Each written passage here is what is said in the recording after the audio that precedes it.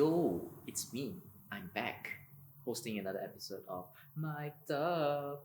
Anyways, today we have a somewhat two-parter into one. I guess it's a special episode. But yeah, we're going to be talking about two separate topics today. One is about decriminalizing suicide, and the other is about how we can bring the awareness to the youth to take part in policy making and awareness.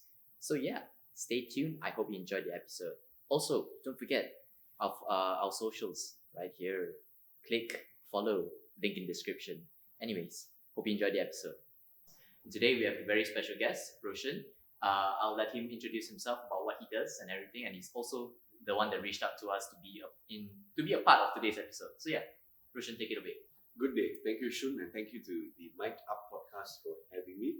My name is Roshan Nigel Miranda. I'm a 25-year-old passionate Malaysian youth who is working hard towards being passionate about a few topics like youth empowerment, sustainable development goals, mental health awareness, so on and so forth. I am currently based in Petronas under the Seed Lab program as a social entrepreneur, while also pursuing my Masters of Public Policy full-time at University Malaysia. And in my free time, I do speak on policies. I'm an MC, moderator, and I try to keep fit when I can. We can definitely see that. Oh, thank you. But yeah, as you can see, Roshan does a lot of things, and he's definitely a very influential person. So we're very lucky to have you today in today's episode. Thank you, Shun, and I'm very lucky to see what Mic'd Up podcast has been doing. Thank you so much. Yeah. Anyways, so let's begin with the first part on the first few questions, shall we? Sure. All right. So specifically towards decriminalizing suicide, right? So what inspired and sparked your interest towards taking a strong stance towards decriminalizing this in the first place? Sure. So even when I was pursuing my degree, Bachelor's of Laws and Investigation, I always found this specific part or segment, Section 309 of the Penal Code, very weird. Like, why would you want to criminalize someone who wants to attempt to take their own life? I never understood that. But I realized the ramifications of it more during the pandemic. From the pandemic, it has actually leveled the playing field because we have never experienced a lockdown or a pandemic before. Right. Correct me if I'm wrong. And Yeah. when I still remember the date, 18th of March 2020 came. I still remember the dates. A lot of Malaysians, we were pushed to a lot of being uncomfortable, the new norm. A lot of Malaysians were left without a job. Some were stranded overseas. Some had to close their businesses. And you know, Malaysia is how we are quite business-centric. We operate a lot like SMEs and enterprises. Yeah. So it does cause a lot of stress and incur a lot of stress. And the announcement was made 2 days before by the federal government on the 16th of March. This actually does affect mental health. And we saw it firsthand. And what's sad is that we saw a drastic rise in the number of both suicide attempts as well as suicide cases. Now, this law can no longer operate in this day and age with the amount of knowledge that we have towards mental health and how pertinent it is, as well as cognitive science. Logically speaking, if a person wants to take their own life, and if they fail to do so, they should not be punished. Our neighbor, Singapore, they actually decriminalized suicide just last year, but they actually came up with a policy plan. Yeah. So that's what pushed me to this, and I actually lost someone I know to suicide. I was not that close to the person, but it sort of affected me as well, in the sense that you won't be seeing the same person to have a conversation with, to share a meal with, so on and so forth. And I see it as Malaysians are suffering, and this law is not helping anyone. It has to be addressed now. Yeah. First things first, I'm sorry to hear No. about your loss. No My problem. condolences. Thank you. And I guess also, is it mainly like recently that you were really inspired to do these kind of things or to take part, to really like it really pushed you like over the last year? Has this always been something that you've just had a strong stance towards? Well, I would say I've always had like a somewhat of a strong stance towards it, but it escalated more since the pandemic and what happened after. Just over 2 years ago. Yes. Okay. Then, well, I mean, since you're already like into policy and everything, you at least definitely would know more than what we do usually on on our side, lah, right? So like, why do you think, in your own opinion, that the system exists in the first place? Sure. So Malaysia being a former Commonwealth nation, it's based on the common, it's an old principle, British principle, that your life is not yours to take, following the Old Testament and the New King James version of the Bible. It's written that God, in their belief, is that God gave you life and it's not yours to take away. And they wanted to, when the British, when they actually ruled a lot of countries under the Commonwealth nations, they actually brought over their laws. And sometimes because of the harsh, inhumane conditions, a lot of people actually committed suicide, and the suicide rates were actually high. For example, I always relate Malaysia to India, because we received our independence 10 years after India received her independence, exactly 10 years. And in India, the suicide rates were extremely high during the Bengal famine because of the inhumane conditions that they were kept in. The same here. So that law was meant to deter from a social construct of people trying to commit suicide. I see. Yeah. And our Evidence Act, and because this specific act, this specific segment of the law of decriminalizing suicide is in Section 309 of the Penal Code, which was actually, a majority was taken from India, as well as our Evidence Act 1950. Yeah. I see. So really, it's more of, obviously it was based on past British policies and everything, but really the reason why such policies will exist in the first place also is because of religious reasons and everything. Yes, I would say at that point in time, they weren't that knowledgeable, if I may say so, in the sense of cognitive science, mental health awareness, so on and so forth. So at that time, at that point in time, to deter someone from doing something, perhaps it would be best to punish. So to prevent someone from doing something, there should be a punishment towards committing that act. I see. It's quite funny, lah. It's a really traditional mentality of, if you do something bad, you tend to punish them for it. But in today's day and age, it really doesn't work out as much. We've seen firsthand how it's not working. Yeah, right. I mean, Yeah. maybe certain things, but definitely not this particular topic. I fully agree, because I'm not too sure about the other aspects. I mean, deterrence does help towards other laws, but towards this specific niche, because we're talking about lives, and our Malaysian lives are literally at stake here. The statistics are alarming from the Ministry of Health, so on and so forth, and they need help rather than being punished. Would you mind sharing the statistics? Sure. Yeah. So I'm sure if you go to Google, you can just type decriminalizing suicide stats in Malaysia, or the suicide stats in Malaysia. At one point in time, there was approximately 1 out of 4 people, younger people in Selangor, who have actually almost attempted to commit suicide. This is just attempts only, right? Attempts during the pandemic, Right. height of the pandemic, between August 2020 to about May 2021, it was very high.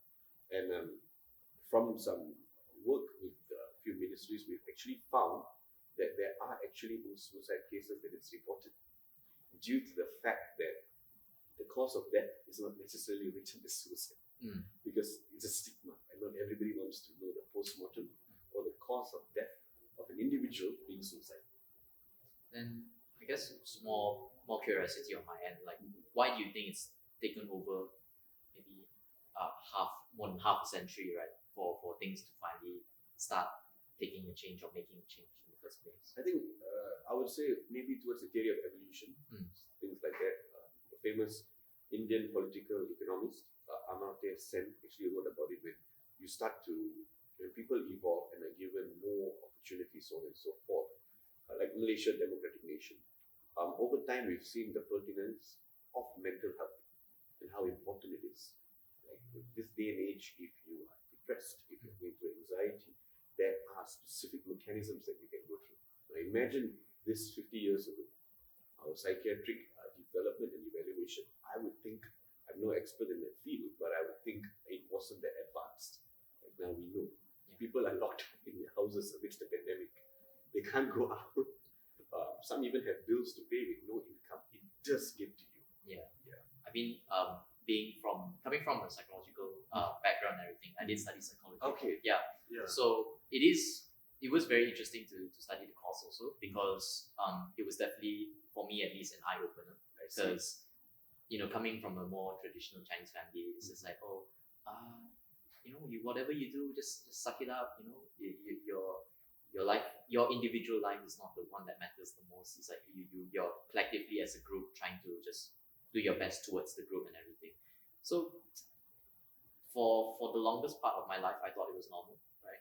But now coming to psychology, being able to understand people better, to learn about all of these things, it was a definite eye opener, and I'm very glad that there are people like you also working towards such goals. Thank you. Yeah, there are actually many of us trying out there within the various youth ecosystems, NGOs and CSO, advocating for different things. And let's just say, let's not stop. Let's just keep the work going. And to a certain extent, we have to give our federal government credit where credit's due. They are trying. It's not easy to be a government amidst a pandemic. I'll give them that. That's one thing also. And it's something that's like, it's an entire system that they're trying to change for, like I said, it's been more than almost half a century already. Correct. It's like things have been so stable and whatnot. Why bother changing? But sometimes change is necessary to move forward. I agree. Yeah. And it's at the policy level with our policymakers, both unofficial and official, we've never actually faced a pandemic as a nation before. Because the Spanish flu was in 1920. Yeah. So we are new to this, but we have to give the Malaysian government some credit. I mean, it's not easy. Sometimes we have to understand the predicament that they are in, what they have to go through on a daily basis. They are trying. So, things like our diplomats, I was blessed to work with them. I can't thank our civil servants enough, our frontliners. Some, I would say, of our politicians also. They worked hard. They tried their best to serve the nation. Understood. I mean, that's the most important thing, as long as they're trying, right? They're trying. They're trying. Yeah, we can have our reservations about them also. But that's very true. Yeah, credit is due where credit is due. Yeah. Indeed. And I must say, to the initial stance, the initial time frame of the pandemic, we actually, as a nation, worldwide and even in ASEAN, we actually battled the pandemic quite well, and we were quite world ranked. We were awarded, our Deputy General was awarded the third best doctor in the world, right? And handling the situation. Correct. And Malaysia did handle the initial parts of the pandemic well. Yeah. Initial. But they are learning, and I believe, like you see, the cases are high. Vaccination is good now. Yeah, we're talking about the booster shots and whatnot, and there's a plan. There's a national recovery plan. We're looking forward, and even our health minister, YBKJ, has said there's no mention of the L word. They're working hard, so let's give them credit. Yeah. Yeah. For sure. And let's hope. Fingers crossed. Fingers crossed. Fingers crossed this keeps up. Yeah. And I've seen Malaysians quite happy, trying their best to do their part.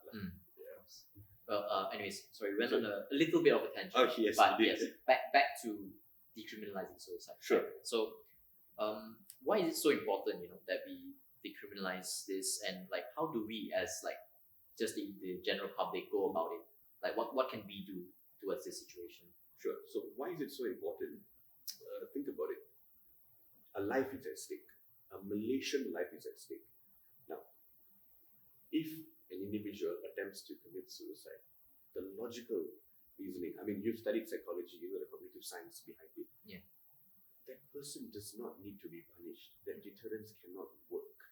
That person cannot face a jail time or pay a fine, but rather that person needs to be helped. Appropriate psychiatric help. We actually have policy on the suicide prevention management, but it's difficult for Ministry of Health because they were battling the raging pandemic where a lot of lives were lost. And our healthcare system was overloaded on the verge of almost collapsing. So why is it important? What precedent are we setting worldwide? Because we are also a member state in WHO, and the World Health Organization actually has seen worldwide how mental health is a huge problem, and as a subsidiary and member state to WHO and towards their World Mental Health Action Plan 2013 to 2020, where does that place us? I mean, within ASEAN region, there are only 3 countries left yet to decriminalize suicide: Malaysia, Brunei, and Myanmar. Myanmar due to its political instability, Brunei due to some of its standings and doctrines, also because they don't really face high level of suicide attempts, so on and so forth. So where does that place us? If Singapore who openly, if I might dare say, practices capital punishment can decriminalize suicide, why can't we? Yeah. Makes sense. Then, what about us? Where does that leave us, right? Like, what do we do in this situation? Sure. So to a certain extent, we have to credit our federal government because this has been an ongoing problem. So with the Pakatan Harapan government, the then Minister of Law and Parliament, known as Minister of Crown, Dato' VKU, he actually said, yes, this has to be dealt with. We have to decriminalize suicide. And together with the then Attorney General, who headed the AGC, Tan Sri Tommy Thomas, together they were in plans of writing a policy paper. And they wanted to submit a request to the Dewan Rakyat and towards the Malaysian cabinet. Because there is a specific timeline that we have to follow, like a legislative and parliamentary timeline.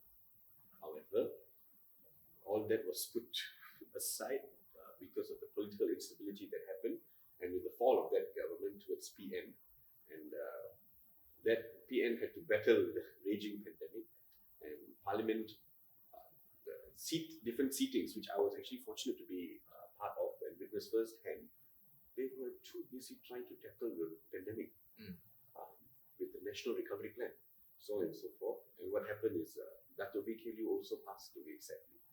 And this government has actually said that they would address it, that the current Minister of Law, but then the floods came about. So it's always one situation after another. It's like almost there, but like there's always something that takes precedence. Correct. Before it. And However, there are a lot of pending parliamentary procedures. Not parliamentary procedures, pending bills, acts, so on and so forth.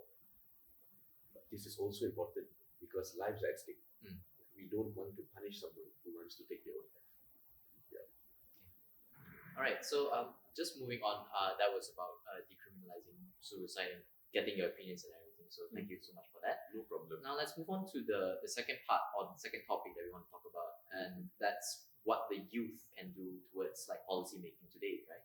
So my first question to you is: have there been any instances where your experience or whatsoever in your life has helped or shaped you towards preparing to wanting to bring awareness towards the youth in policy making or policy awareness? Yes, actually, I was very blessed. I've been exposed to working in the government. There are a few platforms. The first was during my university years when I served as the president of the Anti-Corruption Club. I'll be very honest, I was very young. I didn't really know what I was doing at that time. It was more like, it's a club, okay, I joined that, right? Yeah, but I learned a lot from my lecturers, from MECC, and I always got to see how firsthand how hard sometimes our civil servants work. And the stigma is there that, they don't work hard. I'm like, dude, these guys really work hard, So that experience, that training, it helped me. The exposure, the training was good. It helped expose me to firsthand how the government was working from that element. I've done a few internships at a few private law firms here and there. That helped me. Just whatever experience that you can get. Before I go into the second part, I'd just like to touch. Sometimes it's okay to not know what you're doing as long as you are there to learn. The second would be, of course, my involvement in various NGOs and CSOs from when I was in university. I wasn't really sure, but I was like, this seems interesting, not just for me to learn, but me perhaps to give back. And I've learned quite a bit from various NGOs and CSOs like Ayan Malaysia, Nyawa, UNAM, Prohamuda, so on and so forth. And last would be the best experience in the government that I ever had was the Perdana Fellowship experience under the Ministry of Youth and Sports. I was very blessed to be given the opportunity to serve the Ministry of Foreign Affairs and the Minister of Foreign Affairs at that time, Datuk Sri Hishamuddin bin Tubuzen, who is now the Senior Minister of Defence. I learned a lot from him. He and the team, and together with the diplomats, exposed a lot to foreign relations, policy making firsthand, and seeing how the government runs. Sometimes we don't know because we're always at the back end. But once we're exposed firsthand, I think one would have a different level of respect for perhaps politicians and diplomats especially. Yeah. There were ups and downs sometimes when you are involved in this, but it helps shape you. And that's about it lah. the exposure and the change we need. And I realized youths, when I was exposed there, the youths are not really, not to say interested, but they are too busy. Like the average middle age, or maybe not to say middle age, 24, 25-year-old Malaysian, they are really focused on wanting to maybe get a good job, fix the pandemic, settle down, get a good property, car, so on and so forth. But not really towards, what's happening in Malaysia, so on and so forth, in terms of policy, politics. I'll be honest, I was like that. But I realized firsthand, policy is important. What happens in politics are important. The decisions made there affect the lives of the both of us. For example, the MCO, RMCO, and the various variations, we'll get to know. If we stay updated, then we know, and we can tell other people what goes on. So the exposure to them. Sorry, you say. No. I mean, Sorry.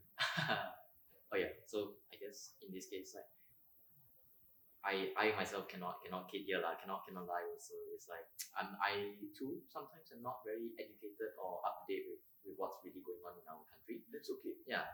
But I am trying my best so to keep updated with news and everything. Try to know what at least the current state, what's going on and stuff like that. That's fine. Even for me myself in the morning, I like to read the good news, my Bible verse. I'll read the normal news. But what I do is, if you scroll through Twitter, you can actually find everything you need. I scroll through. Channel News Insider, Bloomberg, Malaysia Kini, just to name a few. But just be careful of the news, so on and so forth, because it can be misleading at times. Of course. Yeah. And I always like this quote by the US President Franklin D. Roosevelt: "We cannot build the future for our youths, but we can build the youths for our future." And I realized that, okay, these politicians, we respect them. Policymakers, or even those in the NGOs and CSOs, okay, these guys are there, we respect them. But they're not going to be there forever. Yeah. And when those in power were our age, they were already starting their journey. The younger politicians, the younger policymakers, those in NGOs and CSOs, from fresh out of university, 24, 25. Now, where does that leave us? Currently in Parliament, there are only 2 members of Parliament below the age of 30. So that's quite concerning. There should be more representation, even in policy making. Are there equal representation? We've seen an increase in the number of youths being involved in NGOs and CSOs in a leadership capacity. That's good. We got to continue that. And I honestly respect those in the NGO and the CSO line. They do a lot of work and don't get a lot of credit. I mean, that's the sad truth sometimes. Yes. Like, credit is not given where it's due, right? Sometimes we seek for validation, but in this line, I've learned a few things that sometimes you did your part to try to, sorry to sound idealistic, but to make the world maybe a better place. You go to sleep at night better. Not many people will know of the work you do sometimes. Like, we don't know. We sleep comfortably in our homes. We can go to the mama and enjoy a good session, but we don't know the people who pay a price for it. Military, the diplomats, so on and so forth. But sometimes we take things for granted. But the youths, I'm very happy to see them shining up, and they must continue to do that. Yeah. And what about those who are not like in the know? What can they do to really get more awareness? Because you said yourself that prior to joining your clubs, joining NGOs, being at the front of the action and everything, right? What about the average Joe? Just the person staying home, the person going to mamas, having their sessions and things. How can they stay up to date? Sure. So, a few things that they can do. Simple thing would be, one is just start reading the news. You might not know anything, but it's just good to know here and there what's going on. I like to divide it into a few categories. Pestle, I call it. Political news, economic news, social, technological, legal, enterprise, or environment. And in your constituency, who is your adun, who is your assemblyman or woman, who is your member of parliament. Just know the initiatives that they're doing, what's going on. It can benefit you. Things like there are a lot of initiatives that go on. It's just that we don't know about it sometimes. But social media has shifted that narrative. What else we can do? Well, watch Parliament when you can. You don't have to watch the whole thing, but just roughly know, okay, these are standing orders, these are parliamentary procedures, this is what goes It makes a world of a difference. And the last, I would say, if you're passionate about something, which I see you, I'm amazed at them being passionate about something. But that's good. Let's empower and grow that passion and put it to good use. So there are a lot of NGOs and CSOs in Malaysia advocating for something. No, I'm not just saying join them, but join them. If you would like to join them on a topic or subject that you are passionate about or cause. For example, there are many out there. If you're talking about refugees, there's Women for Refugees. If you're talking about education, there are so many, closing the gap, so on and so forth. If you're talking about eradicating hunger, there are Hunger First. The list of NGOs and CSOs in Malaysia can go on. But before you go in, be clear. What do you want to do here? What do you expect? And what do you hope to gain? So to structure that would be my advice. To structure, balance. So you'll be able to balance. So if you go in with a clear of mind, you would know your missions and visions in line with the NGOs and CSOs' mission and vision. So that's about it. And just to stay updated. And even if the both of us, as your average Joe Malaysians, hanging out in the mama, you can even tell your friends nonchalantly, hey, do you know what's going on with such and such? Things like that. Like, current issues. Yeah. Yeah, I mean, I think that's a pretty common thing. At least for me, I hear from mama and everything. Like although sometimes people believe it's a stigma that you shouldn't talk about politics in public, but I do believe you should talk about politics in public. Don't slander, don't make ridiculous comments and things like that. Although sometimes it's just something that happens, right? But yeah, do talk about what's in the know, what's happening recently. I mean, discourse and debate helps policymakers as well, right? Correct. I fully agree, because we have to know, right?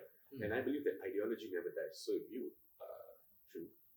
tell your friends about a specific topic, or maybe about information about the booster shop, and other people benefit from it. So you see how the ideology never dies. And not just politics, it's good to also know about the economics, the business segment, where Malaysia stands, our trade, so on and so forth. It's good to know, and it helps if you know as well. Yes. Yeah. But sometimes if you don't know, it's fine. Yeah, of course. I've learned that the hard way. It's okay not to know. We're all learning. If we make mistakes, it's part of life. We move on. We can always read, we can always research. Correct. And I mean, we've talked about this like in many other episodes as well. Like research, reading up, everything is something that's really important. It's something that should be ingrained, but not a lot of people do. I fully agree. It's imperative that we do it. Our forefathers did it actually.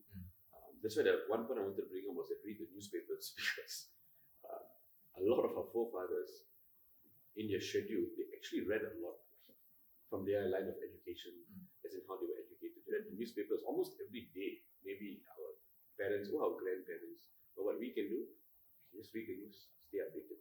Yeah. And actually, that was a very interesting point I wanted to touch on, right? Because especially now, since we're advocating wanting to bring awareness towards the youth. I mean, we're not old, right? We're still in our early. I'd like to think so. We're not lah. I mean, sometimes I get back pains. I think that's just because of our bad habits of sitting not well, right? Because I mean, us being in our like early 20s, mid early 20s and everything, I think it's very important that we educate those that are younger than us. And since we as youth use social media a lot, how should we determine what's good and what's not good in social media relating to like policy and everything? Very good question, because there are a lot of sources.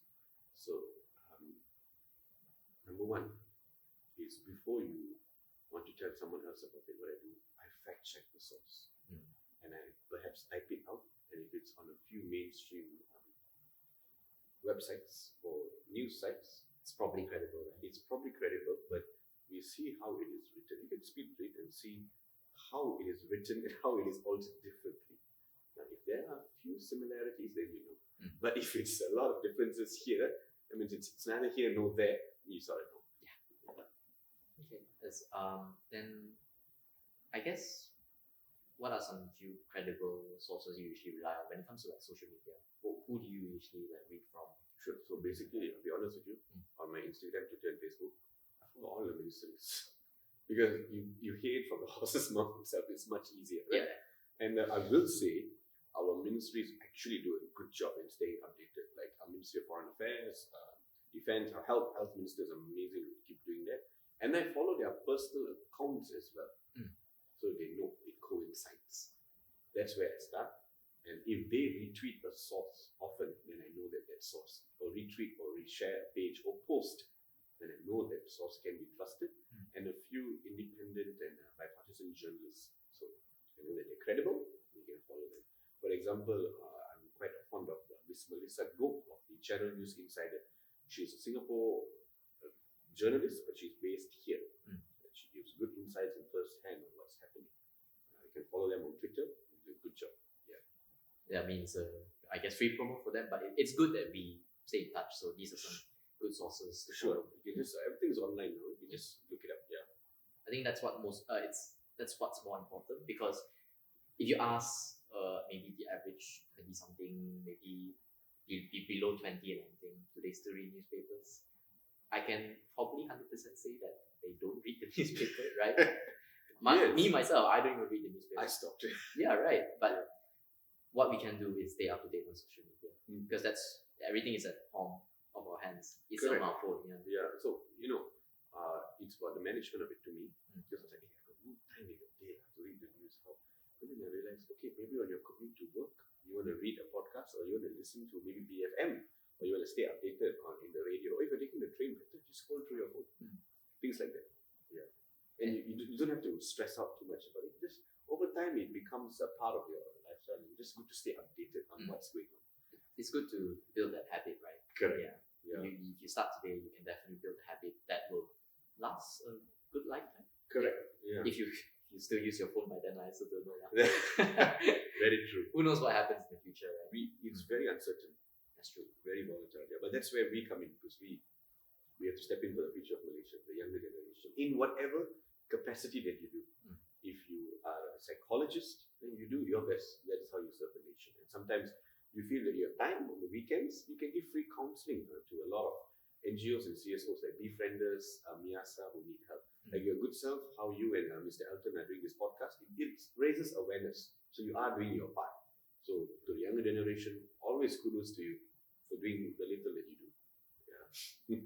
Just do whatever you can in your capacity, right? Correct. And speaking of which, I actually very curious to know, right? Because you've been doing this for at least several years by now. I'm just curious if there have been any struggles in your journey that you'd like to share to our audience, to anyone else watching. Yeah, I can answer this. One of the few questions I can answer with yes. A lot of struggles. It never gets easier. Sometimes you just get stronger, especially in this line. I've been sort of accused of a lot of things, and sometimes you get treated differently here and there. These things happen, and it's how you overcome them. The longer the struggle, the better the reward, I feel. Everybody who wants to make a change has to go through some form of struggle, I believe. But you know what? If you just stay in your lane, you keep your head down, you stay humble, and most importantly, you learn and you forgive yourself for your mistakes. I think you should be okay. I've made mistakes. I've made mistakes which I'm not proud of, but we learn from them, right? In the policy line, or whatever line you're in, sometimes it can be exhausting. Sometimes nowadays, over the years, I've learned about balance. Never let success get to your head and failures get to your heart. Life is about sometimes keeping a balance. It's also important to have a good support system. Family and friends that you can confide in. Because yes, it gets exhausting. Sometimes what our politicians go through, both sides of the house, opposition and government, it's not easy. Everyone has their own struggles, right? Everyone has their own struggles, but yeah. And I would like to consider myself a man of faith, so I rely on my faith, and it's good that we, as Malaysians, I think, it's very touching, even the floods we see. In every crisis lies a great opportunity, and even in the floods we see how Malaysians are united amidst the pandemic. There is hope. If you can't find the hope, then you got to be the hope. Yeah. That's again to your own capacity and limits. Yes. Yeah. But sometimes, if I might finish with this, it's about you really got to have a strong will and believe in yourself. One of my favorite poets, Rudyard Kipling, who also wrote The Jungle Book, wrote, trust yourself when all men doubt you, then you'll be a man yourself. Of course, in this aspect, we're not referring to a single gender one. Yes, You can trust yourself and everyone doubts you, then you know that you're there. And there are doubts, but as long as if you're in an NGO or CSO, you know what you're advocating for, and it goes. And I'm still learning what I've explained here and briefed here. I'm still learning and applying what I've got. So as I'm saying this, I'm also learning. It's all about learning. Yeah.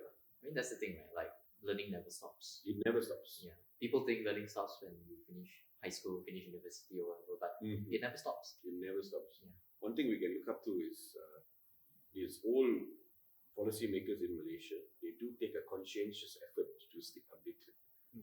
Our previous Prime Minister, 4th and 7th Prime Minister, Dr. Mahathir, even he is on TikTok.